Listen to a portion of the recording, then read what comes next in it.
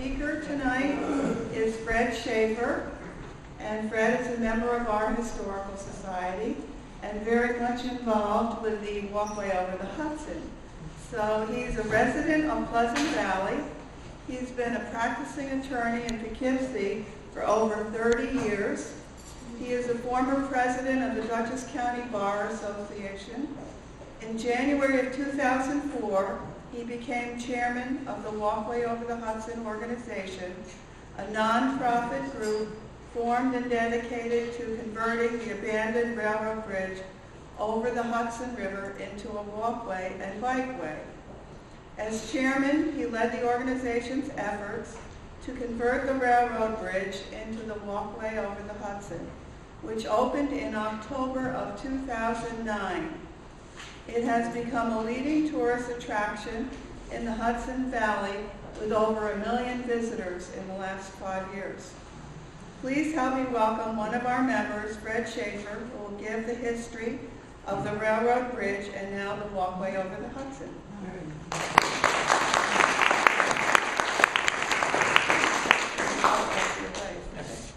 And give you the mic.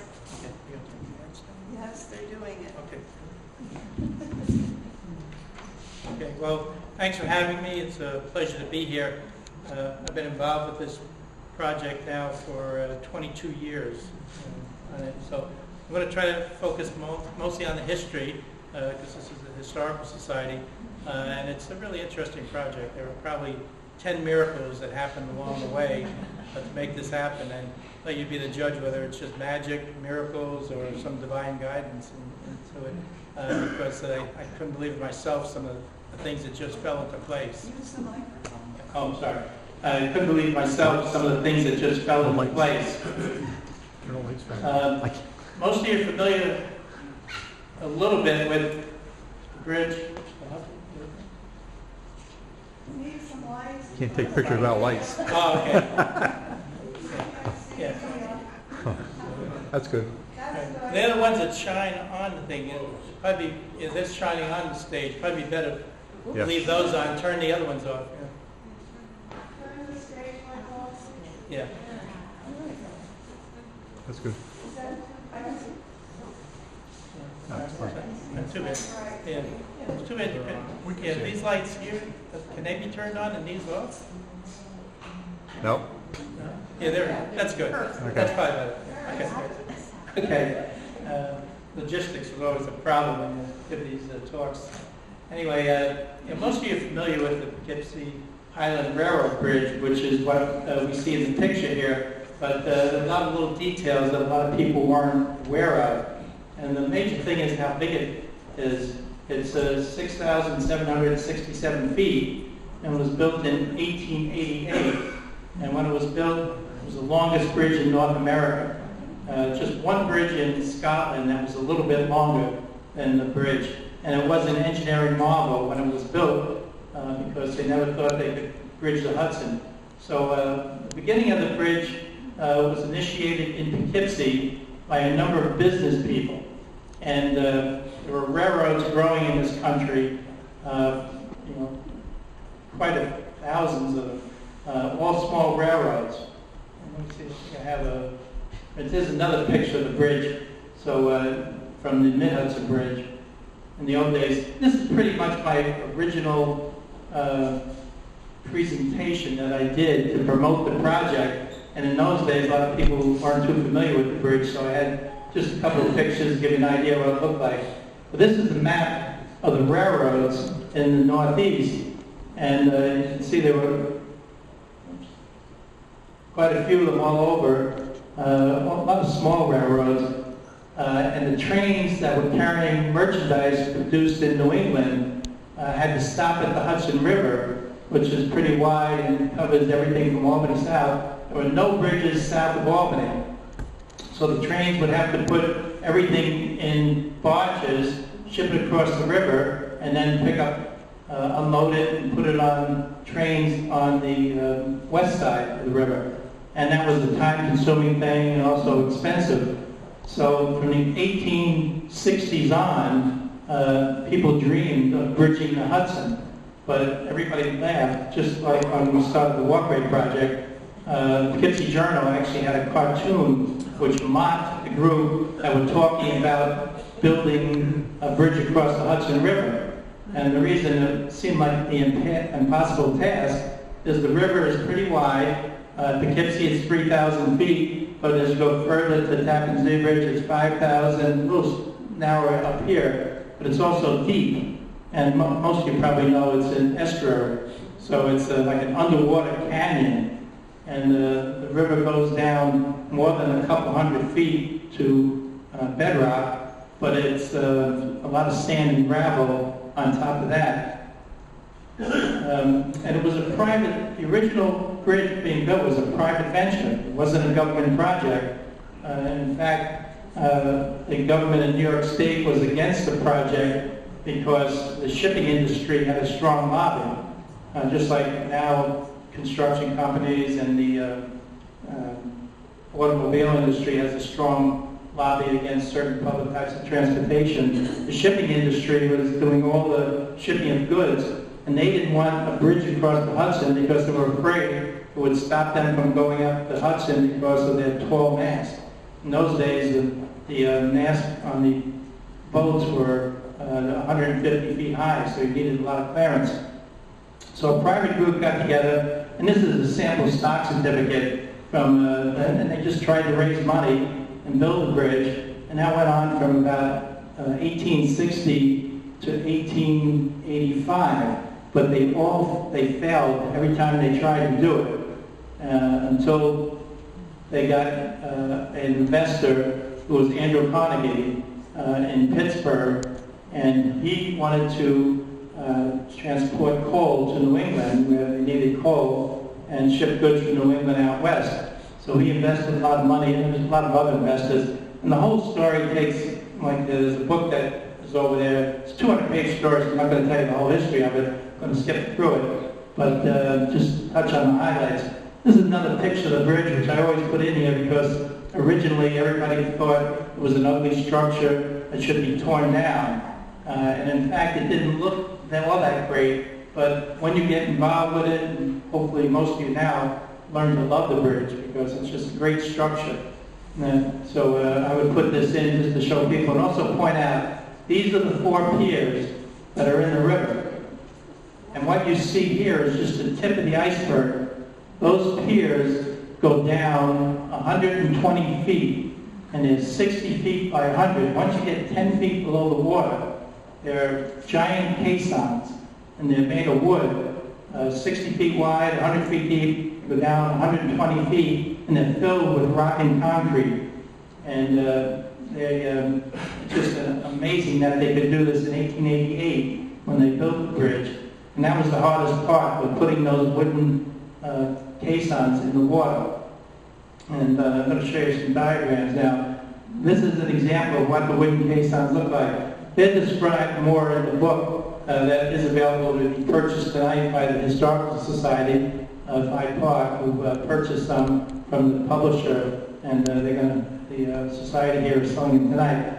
But you can see what they did. They built a 50-foot section on land, and then they floated it out. And the Hudson has about 50 feet of water right here, and there's sand, mud, gravel, and clay all the way down. And based on this diagram, it looked like they didn't even hit bedrock, which is down here. They got down to a certain point, and they felt it would be secure. So this is a wooden caisson made of mostly oak wood. There's another wood, I can't remember too well the exact type, but it had beveled edges. They placed it on the sand and gravel, and then they used steam shovels to take out the sand and gravel, filled it with rock and concrete, and kept on going until they got down where they felt secure, and then they capped it off at the top with the stone piers that you see above the water. And so we estimated that there's 40,000 tons of rock and concrete in each pier. We did some figures with what that would weigh. And imagine this was all done in 1885 to 1888. by hand, almost the whole thing. They didn't have calculators, didn't have computers, didn't have electricity, and probably not even gas shovels. They used steam shovels, which there's a little diagram of them up here. So the book gives you more details, and it's a fascinating story. And the way they got the idea to do this was the Brooklyn Bridge was built in 1883, and they used wooden caissons for that bridge. And they used that technology to do it up here in Poughkeepsie. And when we had the bridge inspected, these caissons have now moved an inch in 120 years. So here's another view of it. This is a top-down view, and then you can see it was 60 feet by 100, and it had chambers where they would put the rocks in it. And I don't know if each chamber wound up with all rocks eventually, or whether they just did some of them, and whatever. It almost looks like the rocks are in just certain areas. But we did inspect the caissons, and they're in really good shape. There was one that had a hole in it, and we just filled that about 2 years after the bridge opened, because they knew it was not a serious problem. They think it was there ever since the bridge opened. It was just one hole, and when we inspected it, we used sonar to go and make sure it was secure. So after they put the piers in, and this is the top of the piers on both sides, they put this scaffolding up. And again, just think of this all by hand in 1888. Put all this wood out over the middle of the Hudson River, and to fight the wind and the elements, conditions. And they started in 1885 and finished it in 1888, which is just amazing to do all that work in 3 years. And then they put the scaffolding in and used the tops. One more picture. And you can get an idea here. The scaffolding, put the steel on top, and then connected these two parts here. This is the Poughkeepsie shoreline here looking north. Here's another picture. I can't figure out why this is higher than this is so low. I don't know. Maybe they took two pictures and put them together, but they couldn't because of this. And I just don't know. We have about 15 pictures like this of the bridge being built, and I just put a few of them in this presentation. Once I got involved in the project, we went out on the bridge, and another board member, myself, and he scraped up the rust, and we found Carnegie USA on the steel.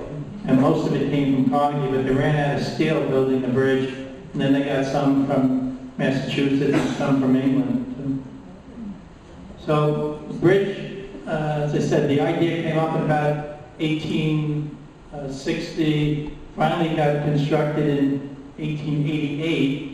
The first train crossed it in December of 1888, and they rushed to get it done because the assembly in New York State would only give them a permit to do it if they got it done in 3 years, and that's why it was built so high, because the ships could go under this.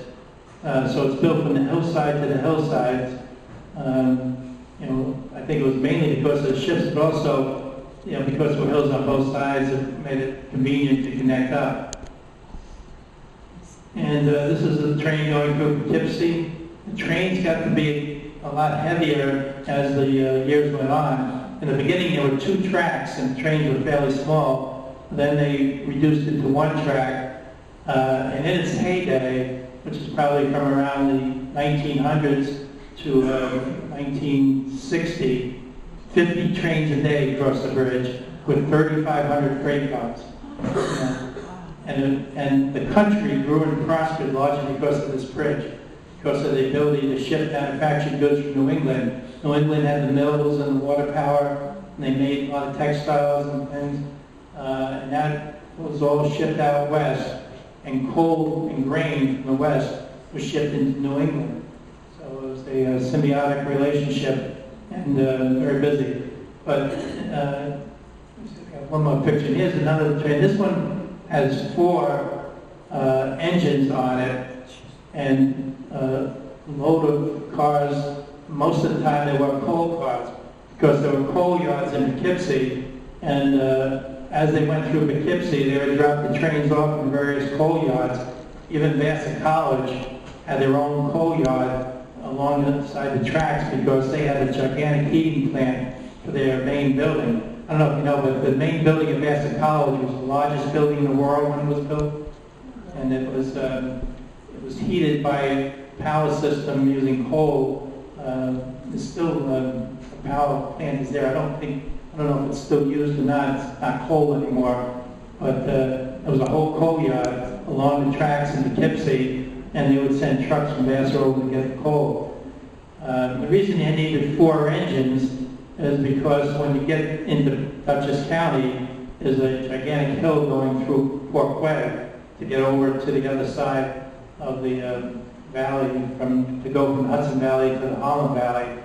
So they needed these 4 powerful engines to carry the train up that hill, and they even used another engine to push the cars up the hill, because the freight trains were pretty long.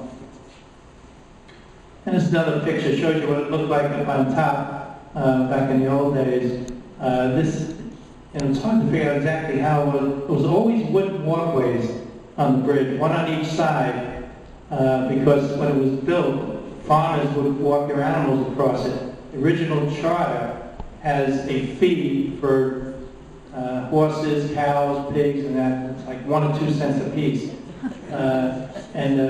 Originally there were 2 tracks and 2 walkways, about 3 feet wide, and it was used by pedestrians as well. But as the trains got heavier and that became the main use for the bridge, they eliminated the people walking across it and the animals. And there's a lot of information in the book about the history that tells some of the fights that there were court lawsuits involved in trying. Some pedestrians really wanted to continue to use it.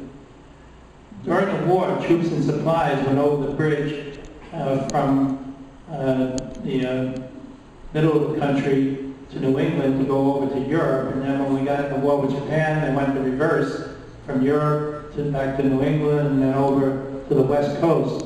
And the bridge became the main line of transportation for supplies and troops to fight the wars. So important that they had soldiers guarding the bridge. They were afraid the enemy would try to blow it up. And this is a World War II soldier. His granddaughter lives over in Ireland. She gave me this picture. She still has his boots and the lantern that he carried back with him. So another little interesting tidbit about the history of the bridge. And the soldiers also guarded Roosevelt's home during World War II when we got into World War II. So the bridge did pretty well for a number of years.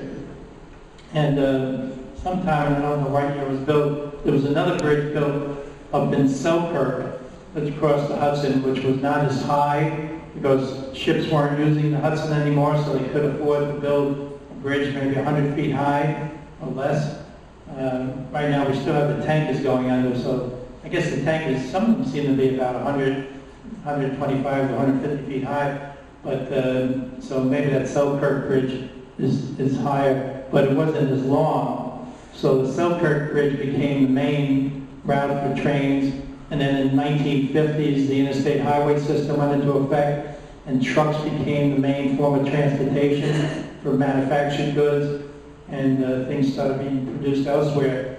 So the Poughkeepsie Railroad Bridge became a high-maintenance bridge, which it always was, but a low-income producing bridge. And railroads, most of you probably know a little bit about the history, railroads started merging because they were losing money all over the country, and eventually the New Haven Railroad owned a lot of the railroads between here and New England and also west of here. So they wound up owning the bridge, and they were reducing the maintenance of it substantially. And by 1974, the traffic over this bridge was down to 1 train a day. And it was mainly to serve businesses along that line. Quinlan Gas is one, the printing companies that were in Poughkeepsie, but wasn't transporting too much in the way of things from New England to the west. So the railroad wanted to abandon it, but Congress wouldn't let them abandon it because they try to keep railroads going, and they also try to support local businesses. So in April or May of 1974, May of 1974, used to be able to rattle this off, but as the years are going on here, and I don't give as many presentations, I got to think a little bit more.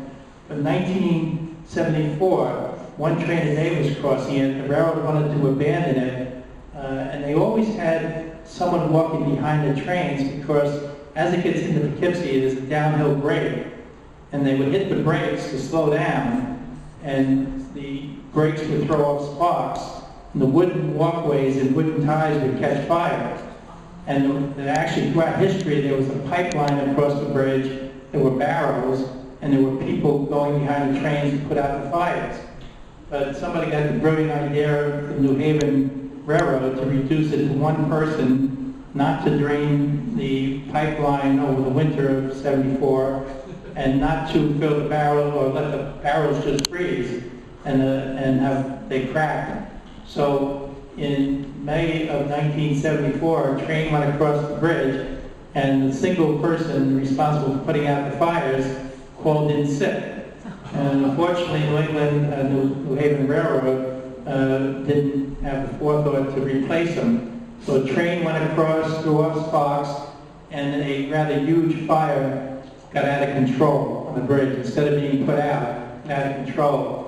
I've done a lot of research on it, and I have no doubt that the railroad, that's how they figured out how to get rid of the bridge, by letting the fire start. There's no proof, but there's what we call legal fail-safes here. There's no circumstantial evidence. And one of it is this fact that the guy called in sick and they didn't replace him, but also, if you were around in those days, which I was, you might remember there was a lot of hubbub about rebuilding the bridge and fixing it the first 5 or 6 days, maybe the first week, and then all of a sudden you heard nothing, and that's, and that's because in that 2 or 3 week period after the fire, they convinced Congress to let them abandon the line, to abandon the bridge, actually, not the line as much as the bridge. So instead of repairing the bridge, they just sold it off to a guy in Pennsylvania for $1. And I'll tell you a little bit about that story later, because that also has an interesting hero story, history behind it.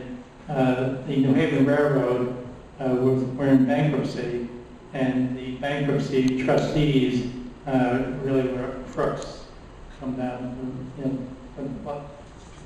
not using a polite word, and I'll tell you why we can come to that conclusion aside from the fire. So what happened was after the fire, and one of the miracles of the bridge, probably passed over some, but was that the fire was put out by the fire companies in Hyde and Poughkeepsie, and only a 1,000-foot section burned over Poughkeepsie, which is this area right here I'm pointing to. And the reason why that was a miracle is everything was taken off, so no one could get on from the Poughkeepsie side, but everything was left on over the river, so that you could get out on the bridge from the Poughkeepsie side. And why that was important, because in 1993, 20 years later, a fellow by the name of Bill Seppi lived in Poughkeepsie over on this side here, looked at the bridge and thought about turning it into a walkway. And he was able to go over to the Poughkeepsie Highland side, over in here, and just walk right out on the bridge. It was never closed off in all those 20 years. And I'm going to show you a picture in a few minutes of me doing it right after Bill Seppi did it. He took me out about 6 months later, and it was just a miracle that that was left on, and no one fell off the bridge in that 20-year period. Because I've heard stories of kids going out on it and things, but because no one fell off, it was never closed off. If somebody had fallen off, it would have been locked. Seppi wouldn't have been able to go up there. I wouldn't have been able to go up there. and I don't think we could have built momentum for the bridge project the way we did by taking people out on the bridge. Yeah. So this shows you again, everything in Poughkeepsie was off. People would look up and they thought it was just a skinny old railroad bridge. It didn't look like much at all. Some of the wood over the river would fall into the river now and then because it was rotting away. No one was taking care of it. The trustees in bankruptcy sold the bridge to a front man who paid $1 for it. And he was collecting $10,000 a month for wires that crossed the bridge. Central Hudson was paying him $10,000 a month. They were not paying taxes, and they were not maintaining the bridge. So they were collecting $10,000. He would whack that $10,000 up amongst the trustees in bankruptcy, and they were making money. Meanwhile, there was a dangerous situation in Poughkeepsie that nobody cared about. City of Poughkeepsie did. And they didn't even take off this over Poughkeepsie in the beginning. They left it, but the city of Poughkeepsie made it take it off because that was falling down. The wood was rotting and it would fall down. So, so what happened with the trustees in bankruptcy, they got a little greedy. And the $10,000 wasn't enough to split up between 15 or so trustees. So they asked Central Hudson to increase the payment to $40,000 a month. So the next miracle of the walkway is Central Hudson said, we're not going to pay it because we'll always be at their mercy. So they put the wires under the river. And now this group had no interest in the bridge at all. And they passed it on to some other investor, wasn't an investor, just a person that liked railroads and did it as a lark, bought it for $1. And he had it, was not paying the taxes. Tax liens were almost $500,000, no maintenance. The Coast Guard was upset because there were no lights on the bridge, and barges were going up and down the Hudson. And that, so that's the situation that existed in 1993. You know, so it was almost, I can't remember what year the wires were put under the river. I'll have to find that out. But it's probably might be in the book on that's for sale. But for 19 years, that situation existed. And then Bill Seppi was a local person, a handyman, had a slow business as a handyman. He didn't make a lot of money, but he had a lot of time. So he talked about the Walkway project and formed Walkway Over the Hudson as a not-for-profit organization. And he formed it as a membership group and not-for-profit. And you know, some of his miracles were that he was able to go down to Philadelphia and find the guy that owned the bridge and convince him to sign it over to the Walkway organization. And some of the things that he did was have the Coast Guard send this guy's letters for fines every day, scared him a little bit, and Seppi took a handwritten deed, had him sign over the bridge, a simple little deed that read the whole Poughkeepsie Highland Railroad Bridge from such and such a point to such and such a point, and everything that was connected with it.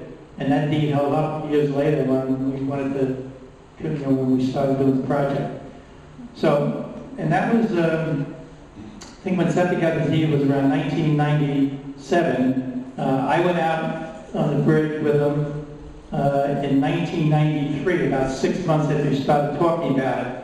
This is my first picture of the bridge. This is what it looked like in 1993. That's my son. Accuses me of trying to kill him by taking him out on the bridge.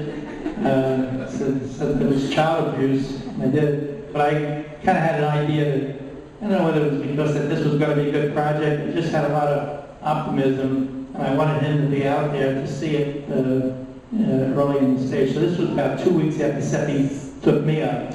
And you can see these are the rotting wooden walkways. There's one track left, and we didn't know how sturdy it was, so we walked right down the center, so that if we fell, we would fall on tracks. You couldn't fall through the break between the tires, but you had to constantly look down because it was about a 6 to 8 inch gap between them, and it was scary the first time you did it. But once you did it, it wasn't as bad after that. Some people with a fear of heights could never do it, but once I did it once, I got used to it and I could do it.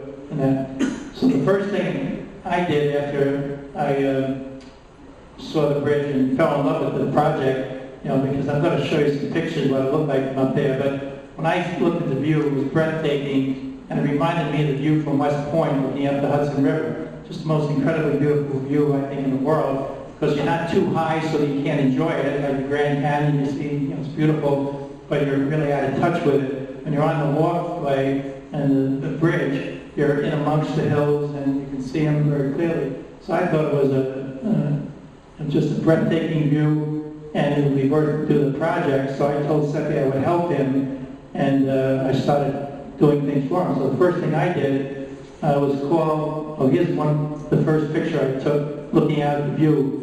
And this was in the middle of winter. It was January of 1993. And it was just almost as bad as this winter.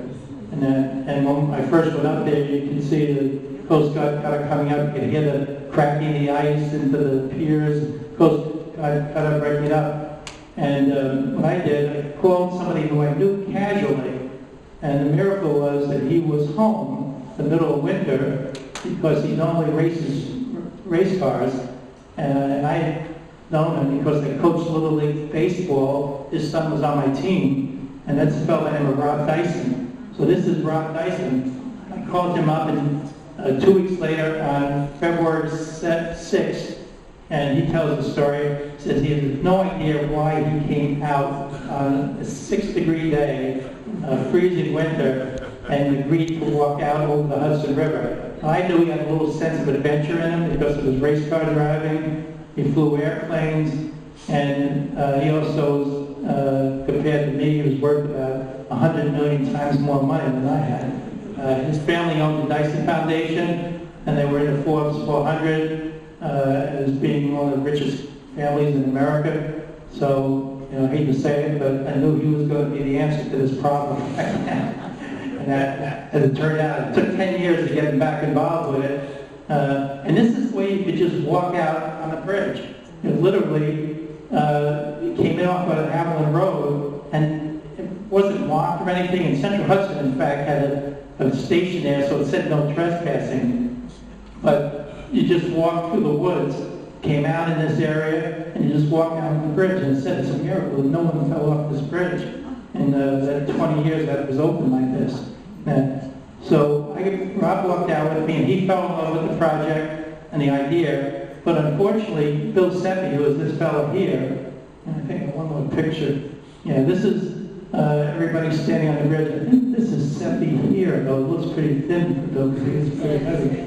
But this is Dyson. I'm taking the picture, and this is a friend of mine from Pleasant Valley who I invited along. He had a video camera. We do have a video of this first tour of the bridge around Dyson. But you can see him looking out in awe of how beautiful it was, even in the middle of winter, with the ice-covered river. And it just was unbelievable. So he got involved with it, or was in favor of it.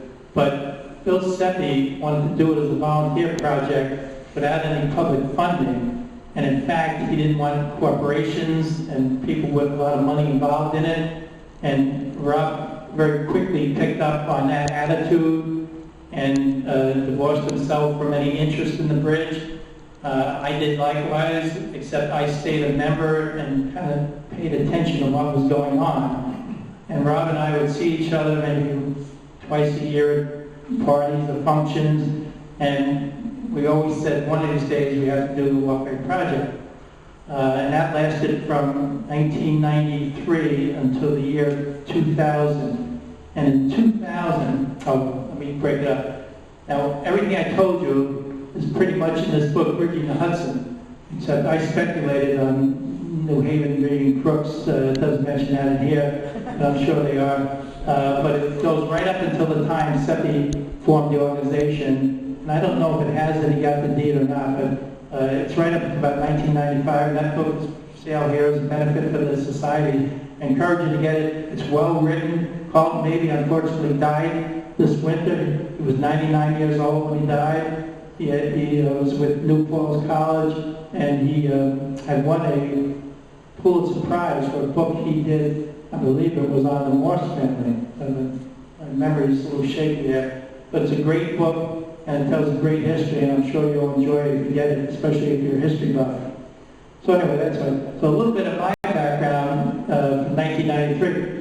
IBM, you remember IBM downsized back in 1993, those of you who were here, and the economy was hurting. Everybody was talking about bringing industry into the area, what to do. Well, I was doing a lot of bike riding, so I wrote an article with the Poughkeepsie Journal telling them that why don't we have bicycle tourism to jumpstart the economy. And they published the article called Getting Gear for Tourists by Promoting Bicycling. And I talked about why, because in those days they were making mountain bikes, there was better gearing systems and some other stuff. And that the Hudson Valley had the most beautiful scenery, small towns, rolling hills, no gigantic killer hills, no Alps or Pyrenees, no Rocky Mountains. And I said, I think we had the perfect situation here to have bicycle tourism. And I suggested making maps and some other things. The very next to last thing was to turn the old railroad bed into a rail trail, which was going to become County Route 11. And now it's Dutchess Rail Trail, so that happened. Very last thing was to turn the Poughkeepsie Railroad Bridge into a pedestrian bicycle path and do it. So both of these came through about 13 or 14 years later. And I had published that back in 1994, May of 1994. So this is the Dutchess Rail Trail, and I felt this was a key. But what it was, I promoted this first actually, and when Dutchess County, that's a whole separate story, which would be, if you want another program, I can tell you the history of this. Dutchess County was very reluctant to do it, but I finally convinced them to do it.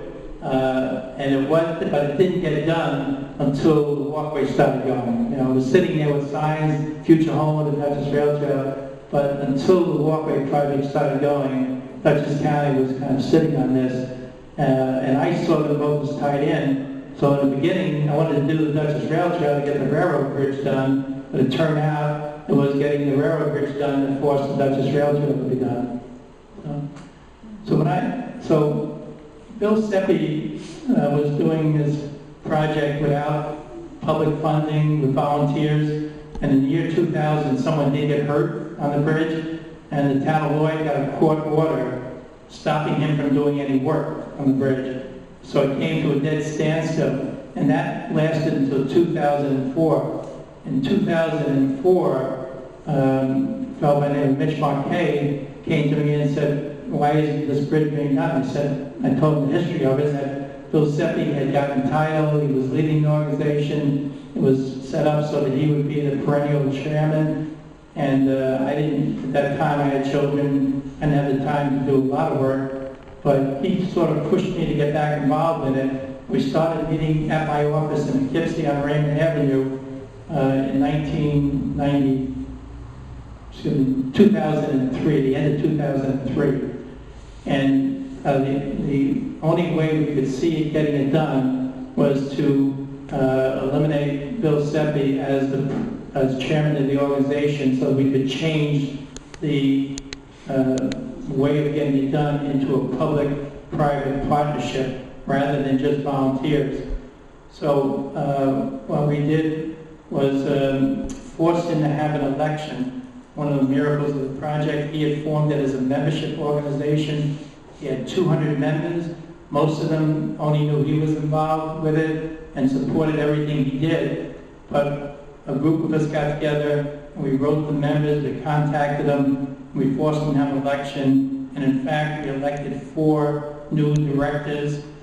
They were going to re-elect him as chairman, but one of his defected to our group, and they decided to elect me as chairman in 2004, and I became chairman, and we changed the direction of the organization to show that it would be done with professionals, not with volunteers, so no one would get hurt, and that we would seek public funding. So those were the 2 big changes that we made, and we went towards that way. But because of the person getting hurt, We had no insurance.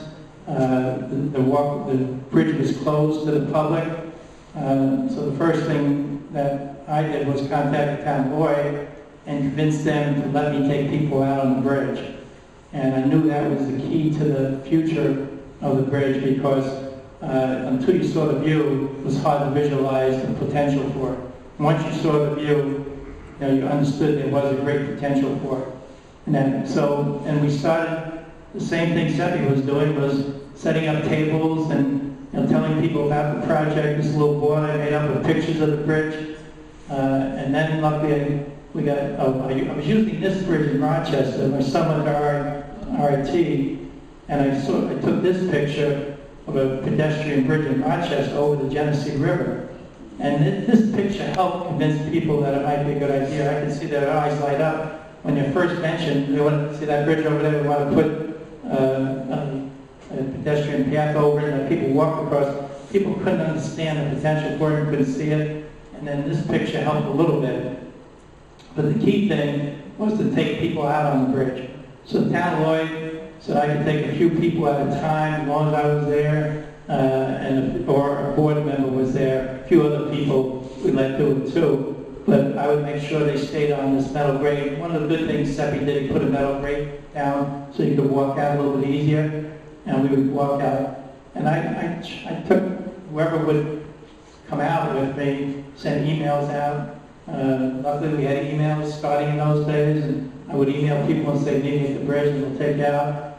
And this is what they saw when they went out. It's an unbelievable view. This was the railing, the old railing.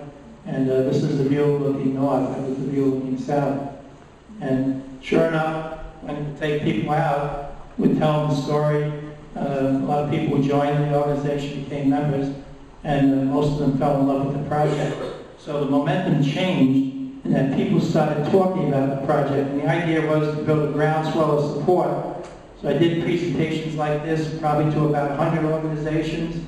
Took about 100 tours of the bridge over a 3-year period from 2004 to 2007. And this is one I took with, I can't think of her name now, I think it's Brooke something. She was Senator Clinton's aide at the time. And she went out with her shoes on, high heels, but she wound up going barefoot because her feet hurt. And she was a good sport.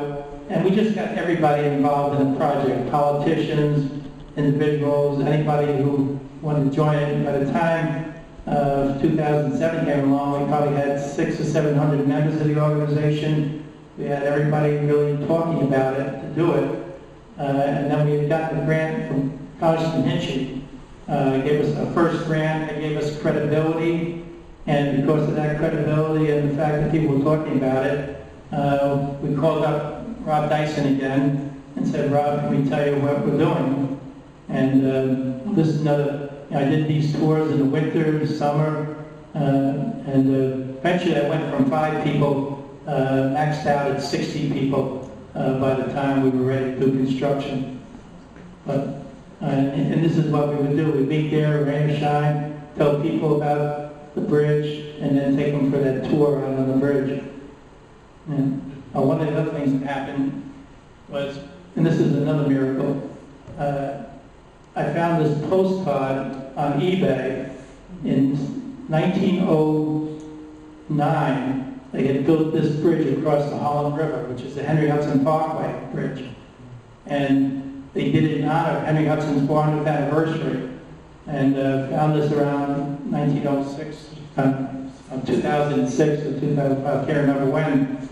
So we decided to try to have the walkway done for the 400th anniversary, which was 2009. And that turned out to be the reason why it really got done, because New York had a commission to plan for the 400th anniversary, and they had been in existence for 3 years, but no one had come up with a good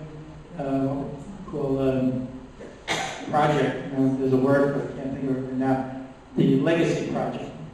And when we went to the Dyson Foundation and New York State, they agreed to do it in honor of Henry Hudson, and that's how we got half of the money for construction, $20 million.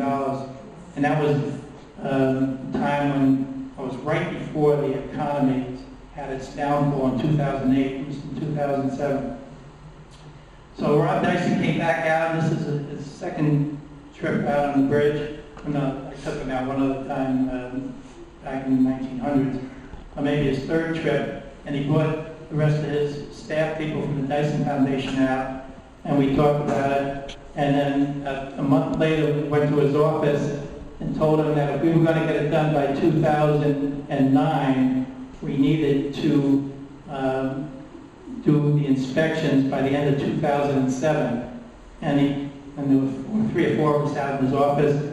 I could picture him leaning back with his hands behind his head and said, well, suppose I give you $2 million and you inspect the bridge and design it, and then we'll see what we have.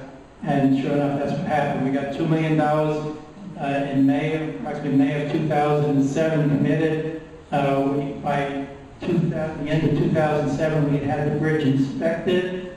This is what I told you. Gradually, the numbers of tour people, I estimate I took about 2,000 people out on these tours over that 3-year period, as well as talk to groups like this. I did talk to this group, I'm not sure if it was before we started construction or after, but History Society, Lions Club, Rotary Clubs, any club that would listen, I spoke to.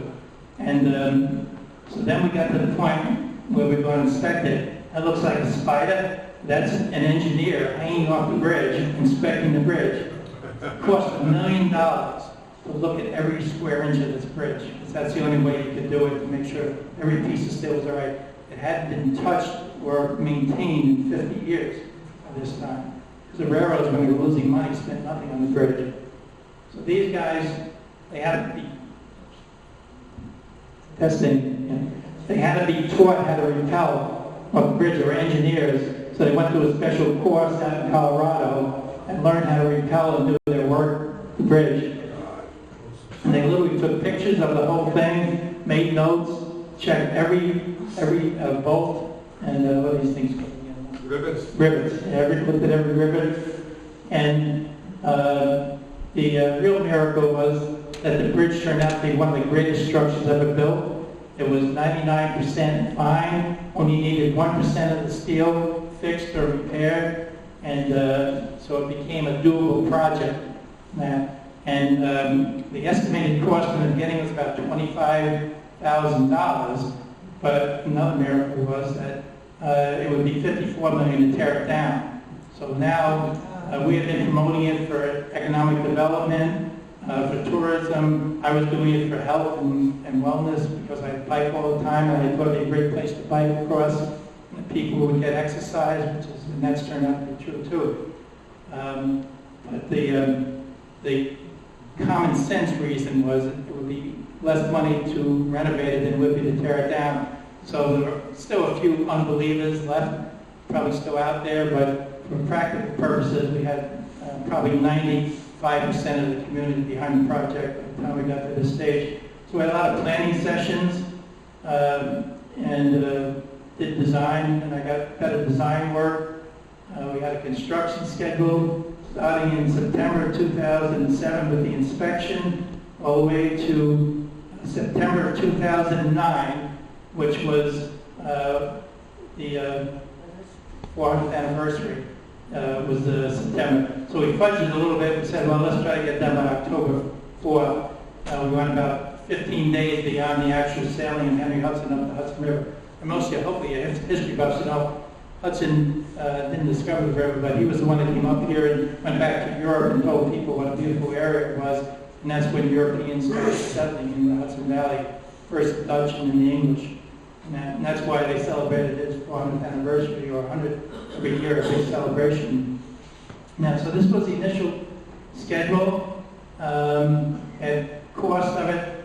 We put it out to bid. Unfortunately, it came back at more than $26,000. Came back, we wanted to do the whole width of the bridge, which was 36 feet originally, but that turned out to be $43 million, so we cut it down to 26 feet with 3 overlooks. I'm sorry, too fast. With 3 overlooks, and we settled on $38 million. And luckily, the Dyson Foundation made up the difference. We had a commitment from New York State for $20 million. We had the federal government about $5 million, and then the Dyson Foundation said that they would go ahead and put up the rest of the money. And there was a whole lot of financing that went on, to get the project done. And so when I do these presentations back in the old days, this was the reasons for getting it done. I'm not going to go over with you because it's done, so hopefully you agree with them. And then we had a public hearing, and this was interesting. Because of the internet, I had taken everybody's email address. When I took them up on the bridge, or when I did presentations like this, I had them sign in and give me their email address. And when New York State scheduled a public hearing for secret purposes, I spent about a week every night sending emails, personal emails, to every person on my list. I estimate probably about 1,000 emails. And when the night came, 500 people showed up, every one of them in favor of the project. So I was happy that I kept those emails to people. The New York State officials could not believe it had that many people at a public hearing in favor of something, not opposed to it. So in May of 2008, we broke ground. Congressman Hinchy was there. Scenic Hudson donated $1 million. I should mention them. Dyson Foundation, I said about the 12 million. New York State, this is Carol Ash, Commissioner of Parks. They agreed to take the project over as a park after it was done. They could never get it done as fast as we could do it privately, so Walkway agreed to do it privately. And Tim Sproat, Bridge Authority, gave us a lot of help. And we also talked to them about taking over the bridge eventually, ownership, which that happened about a year after we opened.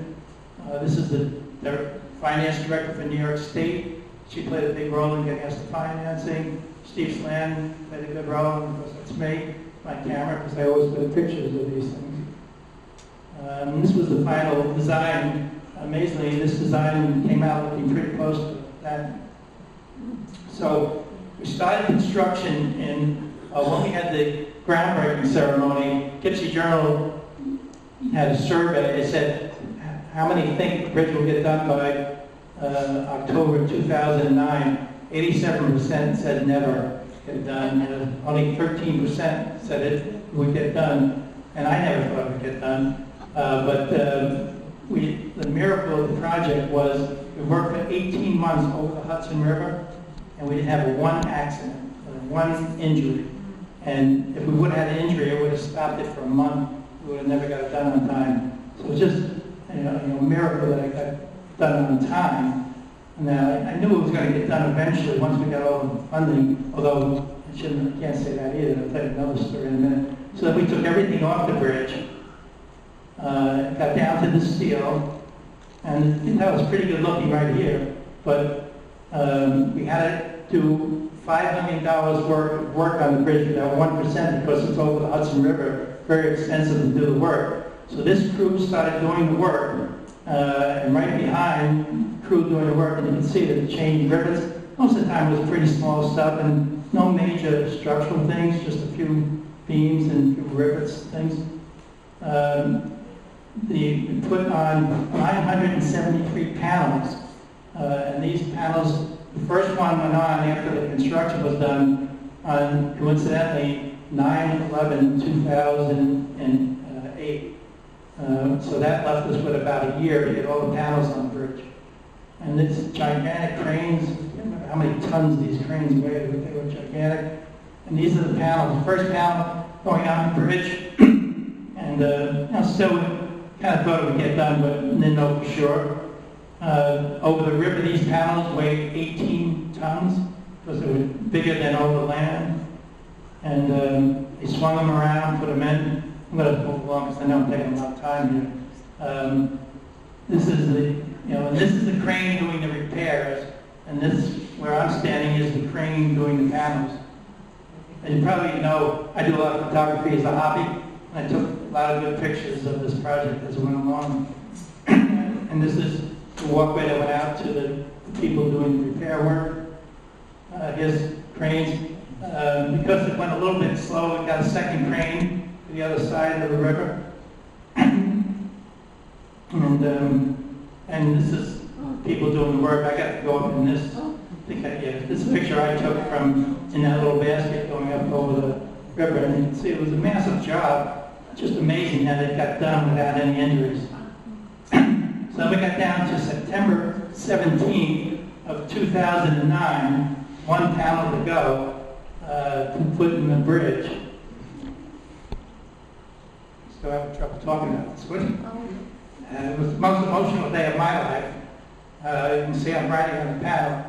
And we stuck it in the ground. Here's a picture of it going in the ground. And luckily it fit. The engineers did a good job of putting it down. All the signatures are buried, unfortunately, behind it. I know where the panel is. And it went down. And at this point, I knew it was going to be done because all we had to do was put the railings on. But we still had about 2 weeks of railings to put on. But I snuck my granddaughter up, and she would be the first kid to bike across the walkway. And she'll always remember that because I always tell the story. That's my grandson. He didn't quite make the whole thing, but that's me. I wanted to be the first adult to do it. Some of the construction workers did ride their bikes across, so I wasn't the first adult, but my granddaughter was the first kid. And it opened right on time and on schedule. We had a great celebration. Governor Patterson was there. Oh, so one of the final miracle to get it done was, if you remember, 2008 is when the mortgage crisis came about, and there was a financial crisis. And you remember Governor Spitzer left office for some reasons that we won't discuss. Spitzer was the first one to commit to $20 million. When Governor Patterson took over, there was a mortgage crisis. Everybody was hurting for money. He decided not to give us the second half of that money. It was actually $8 million, not quite all of the half, but $8 million. And it looked like it was going to be bad, but somehow I had faith it was going to get done.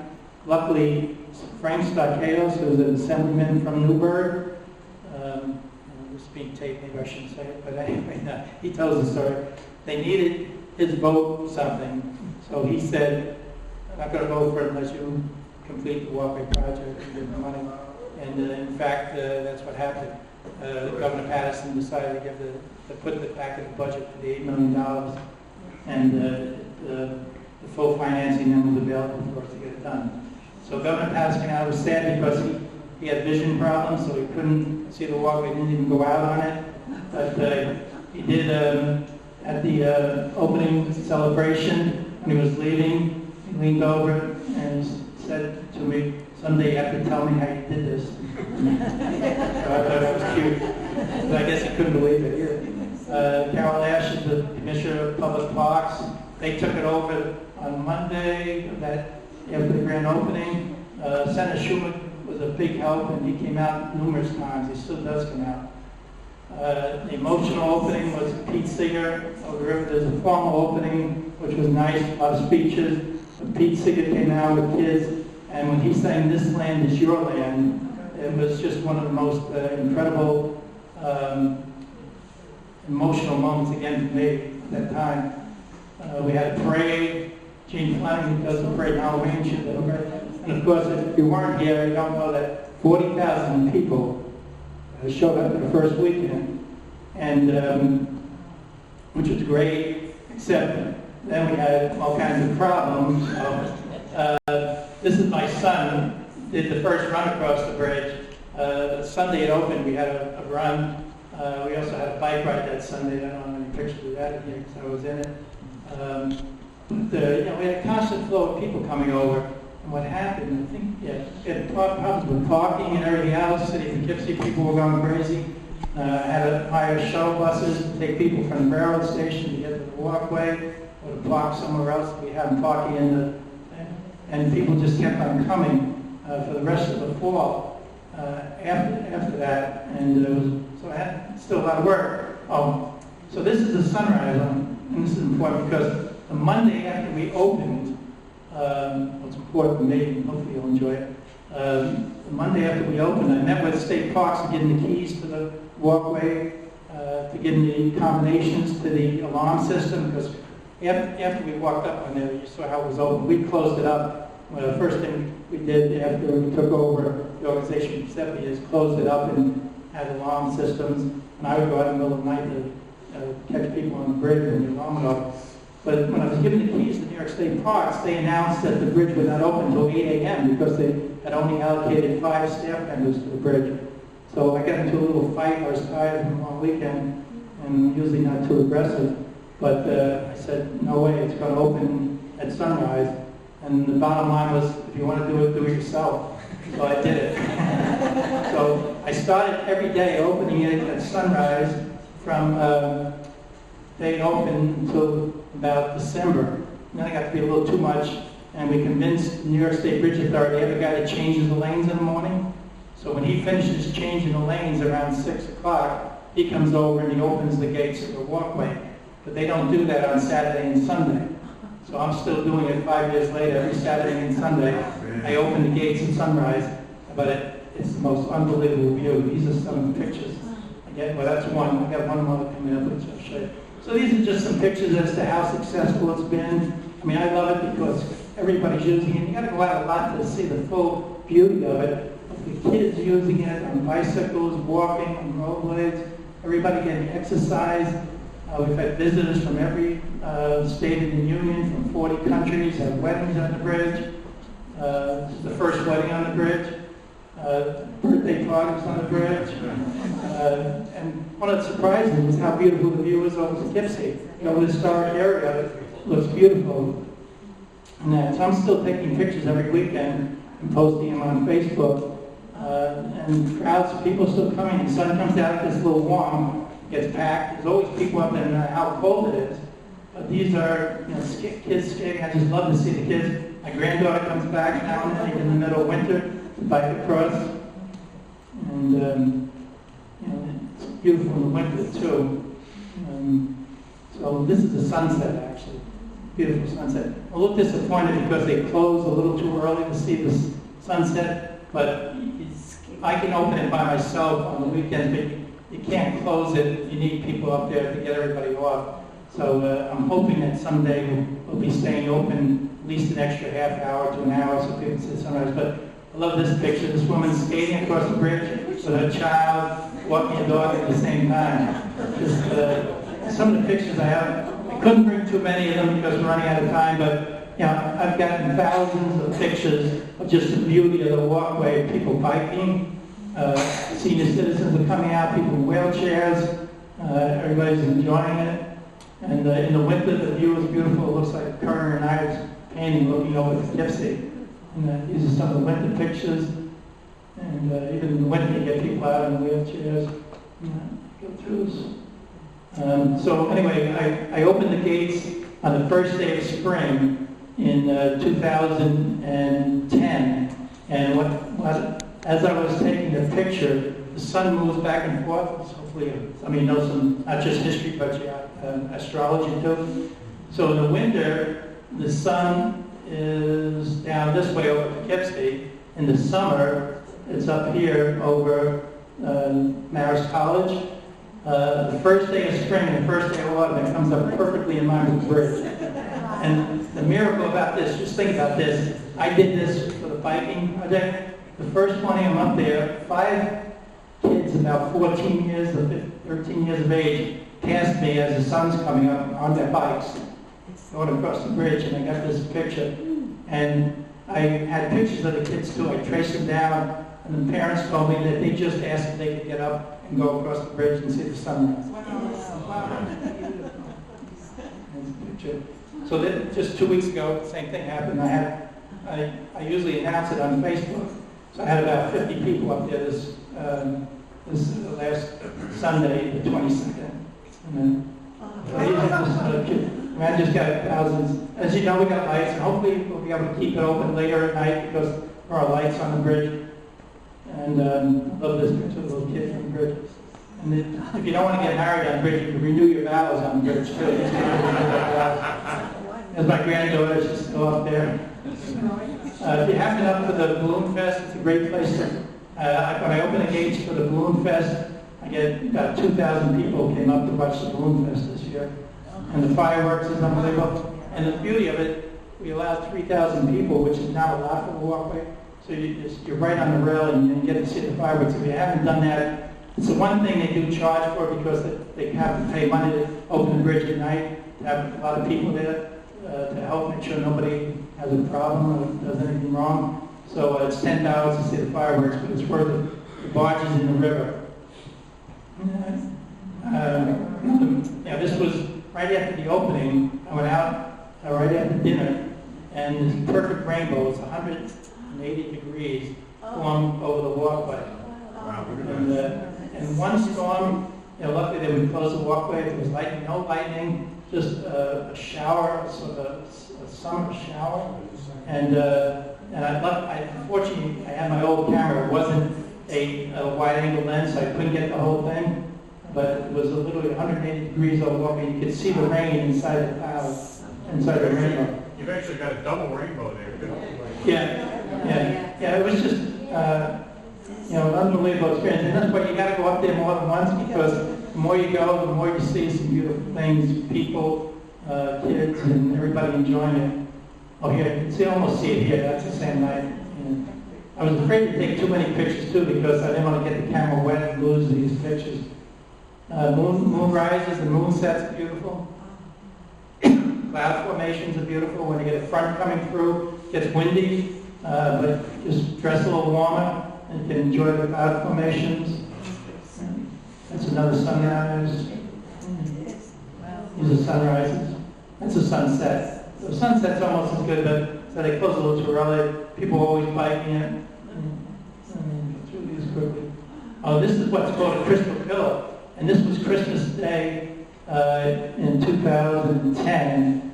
I had never seen one before. Now I've seen 3 of them because it's a phenomenal where when it's cold, the ice crystals, I guess, because the sun's down here, it warms on it. And sometimes there's two on each side too. But this year had the same thing. I can't remember if it was the first day or not. It was just 2 weeks ago. Yeah, it's just incredibly beautiful in the morning. And you can see the chimneys all smoking there. And my granddaughter, she came on for the sunrise openings with me a few times in the winter. It's later in the middle of winter. So right now, tomorrow morning will be 6:40 for the sunrise. By July 21st, it's like 5 a.m. It's a headache to do it. We have events. And now I encourage everybody to become a volunteer. And we have some volunteers here. Larry's here, John's here. And, it's just fun to do. And it's nice. I want it to be the friendliest bridge in the world, the friendliest park in the world. There's a lot of beautiful parks. But to have people being nice and being courteous and welcoming people, I thought would be great. I always try to say hello to everybody. When we have volunteers and try to do the same thing. And so, should be almost done now. Just some pictures of what you see. We have a lot of fundraising events. And the ALS Society has raised over $500,000. Yes. They've been doing it every year. This is March times, I think. All these times, every time I go up, I get these beautiful pictures. People, this is my early morning walker. I got regulars that come out every time when I open the gates and the sunrise. It's just cute. Just one picture after another, just better than us. This woman with kids on rollerblades. And then some mornings with fog, it's beautiful too. Taking these pictures. And we have events, this is one event. Must be getting near the end. Paint outs. Oh, this was the fireworks one night there. Light was starting to went south.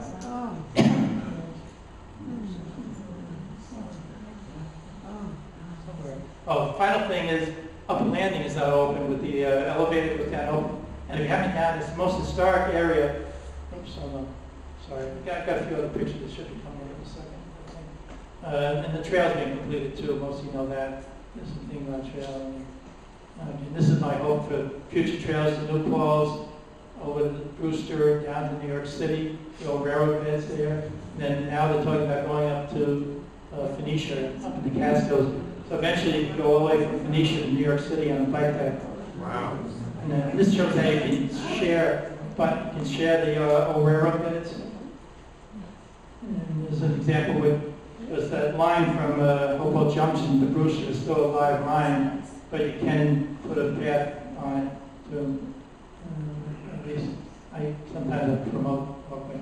So that's me. If you're ever up down using on an orange bike, you say hello to me. I'm there.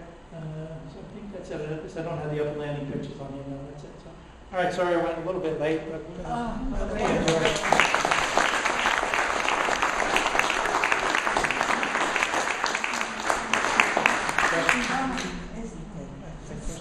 Does anyone have any questions for Fred? No, well, we thank you very much for coming. We have a little contribution for the walkway. It's not like the Dyson Foundation, but we do the best we can. thank you very much. And we appreciate you being a member of our historical society as well. I love history. And we do have Bridging the Hudson, the book over there. In fact, tonight we're having a little raffle, and if you haven't gotten a ticket, the prize is that book. So we can normally sell it for $24. And Joanne has tickets. If anyone hasn't gotten a ticket and they would like one, they're $2 or 3 for $5. And we also have the books over there, both Bridging the Hudson by Carlton Mabie, and also there's a book on Father Divine that Carlton Mabie wrote. So if anyone's interested, see Joanne. We're going to break for refreshments, and we'll be back here in 10 minutes for our business meeting.